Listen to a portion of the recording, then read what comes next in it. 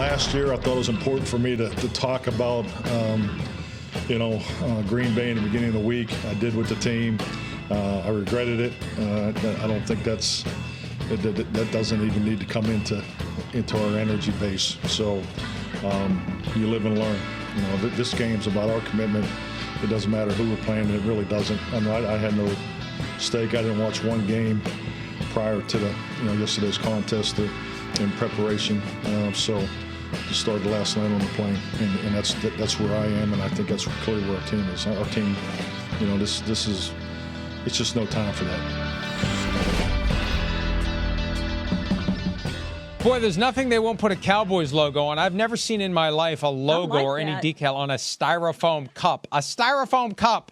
I didn't know anything stuck to styrofoam. I don't even know what styrofoam is. All right, so there's Mike McCarthy, a name that we might be hearing over the next few minutes as we draft the players or coaches under the most pressure as the super wild card round approaches with 6 games, 12 teams, 3 of which, by the way, televised by NBC. 2 on NBC, 1 streaming only on Peacock. Go ahead and complain about having to get another streaming service. If you haven't gotten it already, that's on you.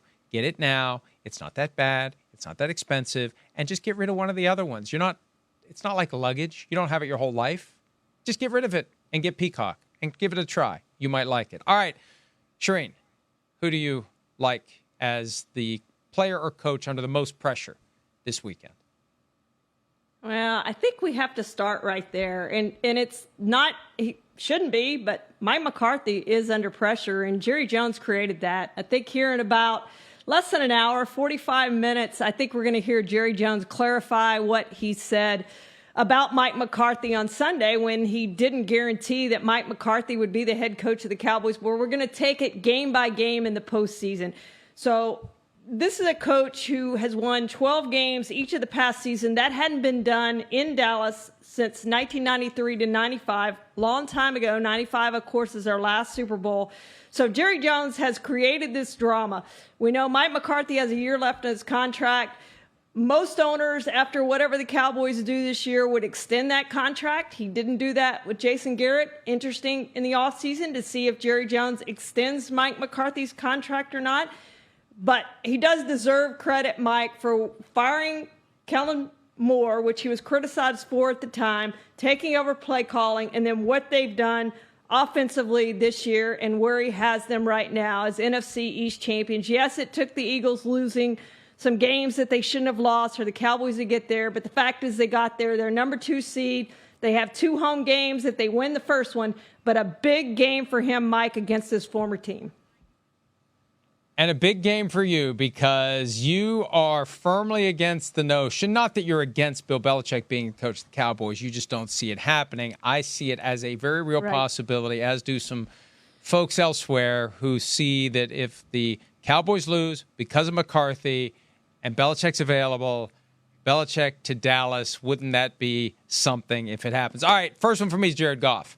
We're going to get so caught up in the Matthew Stafford return to Detroit.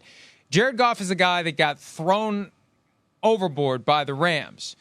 And he's at the point where he's got to prove he can take a team beyond the wild card round. Let's go. I know he took the Rams to a Super Bowl one year, but to really be the long-term answer in Detroit, it's not enough to just get to the playoffs. He's got to advance, and he's facing a team that knows him. Defensive players like Aaron Donald, who can't wait for the chance to chase him around. Sean McVay knows everything he does well, everything he doesn't do well.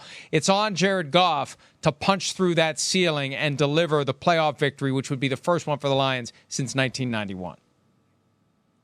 I'm going to stick with coaches, Mike. Nick Sirianni, to me, is under a ton of pressure. Started 10-1, finished 1-5.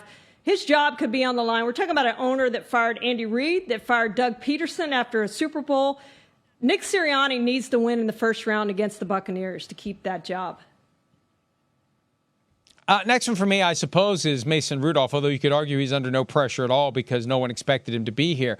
But it's more of the pressure that comes from opportunity. This is a guy who was thinking about packing it in after last season. You win a playoff game, you put that on your resume, you're in position to either return as a Steelers starter or go someone else and be the starter next year. So great opportunity for Mason Rudolph. Tall order to go to Buffalo and win. But you know what, Charean, since they have expanded the playoff field to 14 teams, the Bills have twice barely won as the 2 seed. Yeah. They beat the Colts by 3 points 3 years ago. They beat the Dolphins by 3 points last year.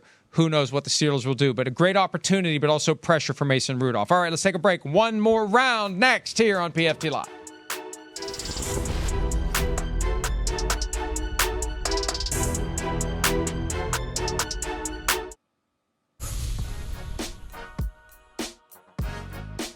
All right, there are our picks so far through 2 rounds. Player or coach under the most pressure in the Super Wild Card round. Charean, who do you have for round 3? I'm going to go Josh Allen, Mike. He needs to take that next step. 4-4 in the postseason in his career, has not done something that Joe Burrow has done in getting his team to a Super Bowl. 17 touchdowns and 4 interceptions in 8 playoff games. But as you mentioned, they only beat Miami by 3 points last year at home.